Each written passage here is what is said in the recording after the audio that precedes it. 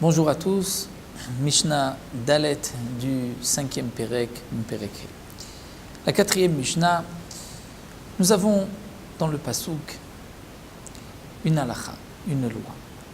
Deux personnes se disputent, nous dit la Torah, et un homme a voulu frapper son prochain, mais en fin de compte, il a frappé une femme enceinte qui était à côté de lui, et par le coup, cette femme a perdu ses enfants dans le cas où elle avait des jumeaux. La Torah nous dit, s'il n'y a pas eu de malheur pour la femme, imlo yason anosh yanesh, c'est-à-dire que si la femme n'est pas morte, cet homme qui a donc tué les enfants de cette femme devra payer le prix de ses enfants au mari de cette femme. Dans le cas où il y a eu Asson, où la femme est morte, on fera appliquer la règle que nous avons déjà vue, bien connue, de Kamle Bederabamine, c'est-à-dire qu'un homme qui doit être condamné à mort pour sa faute se suffira, entre guillemets, de la peine de mort et ne payera pas le dégât qu'il a causé. Donc la Torah nous dit, si cette femme a été tuée, puisqu'il y a un crime, il y a eu un crime de la femme, et lorsqu'un homme tue un homme, une femme, il est aussi condamné à mort, ce qui n'est pas le cas lorsqu'un homme tue des enfants qui ne sont pas encore nés. Bien sûr, il y a eu un assassinat, bien sûr que c'est interdit, mais il n'est pas condamné à mort tant que l'enfant n'est pas sorti du ventre de sa mère. Donc s'il y a eu malheur, si la femme est morte, celui qui l'a poussée, celui qui l'a tuée ne payera pas le prix des enfants. Mais si la femme n'est pas morte, elle était juste endommagée, mais que les enfants sont morts, elle a fait une fausse couche à cause du coup, cet homme qui l'a frappée devra payer le prix des enfants au père de ses enfants, donc au mari de cette femme. Nous allons voir tout de suite dans la Mishnah comment on va évaluer le prix des vladot, des enfants, des embryons. Ce cas ne s'applique que lorsque un homme a tué des enfants, donc a causé une fausse couche à une femme. Mais si c'est un taureau,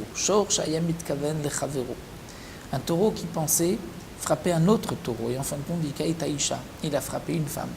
Et les enfants sont sortis, sont morts, c'est-à-dire que la femme a fait une fausse couche, patour mitme vladot. Le propriétaire du taureau sera dispensé de payer le prix des enfants, puisque cette halakha, cette loi ne s'applique que lorsque un homme a causé la mort des enfants.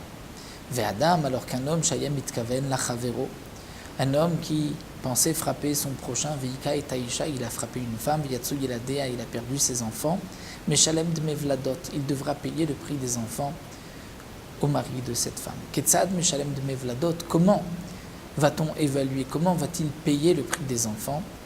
La Mishnah nous explique, il suffit d'évaluer combien vaut la femme au marché à esclaves. C'est de cette manière qu'on évalue le prix d'une personne au marché à esclaves. Donc on va évaluer combien cette femme vaut avant son accouchement et combien elle vaut après son accouchement ou après cette fausse couche. Donc avant son accouchement, celui qui voudra l'acheter tiendra compte du fait qu'il aura aussi des futurs esclaves, l'embryon ou les embryons seront par la suite ses esclaves. Donc le prix de la femme avant qu'elle ait perdu ses enfants, qu'elle ait fait cette fausse couche, est plus élevé que le prix de cette femme après la fausse couche, et donc c'est la différence qui sera payée. La différence, c'est le prix des vladot. Malgré tout, Rabban Shmuel Gamliel n'est pas d'accord, comme nous allons le voir. Donc Shamin et Ta'arisha, on va évaluer la femme, Kamaï Yafa, combien elle vaut Achelo Yalada avant d'avoir accouché, et Kamaï Yafa Mish Yalada, et combien il vaut une fois qu'elle a accouché, puisque lorsqu'elle a accouché, on n'évalue que la femme, on n'évalue plus les enfants, puisque les enfants ont un prix à part, étant donné qu'ils sont nés. Donc la femme avec ses enfants, lorsqu'elle les porte, lorsqu'elle est encore enceinte, et la femme après, la différence, c'est le prix des vladot. Mais Rabban Shmuel Gamliel nous dit, à Rabban Shmuel Gamliel, imken, si c'est ainsi, Rabban Shmuel Gamliel dit, on ne payera rien du tout. Pourquoi? Puisque d'après Rabban Shmuel Gamliel, si on évalue une femme avant son accouchement, elle vaut moins cher qu'après son accouchement, étant donné que celui qui achètera cette femme tiendra compte du danger de l'accouchement. Peut-être que cette femme perdra sa vie au moment de son accouchement. Donc, tenons compte de ce danger, de ce risque de perdre tout ce qu'il a acheté. Un homme payera plus pour une femme qui a déjà accouché que pour une femme qui n'a pas encore accouché, qui est encore enceinte. Donc d'après Rabban Shimon Gamliel, Imken, c'est ainsi, Mishaisha Yoledet Meshabachad, d'après lui, lorsque la femme a accouché, le montant est plus élevé. Et donc, il n'y a plus rien à payer, il n'y a plus le prix des vladot. Et là, au contraire, Shamin et vladot kamaïn yafin, on va évaluer les vladot, les petits.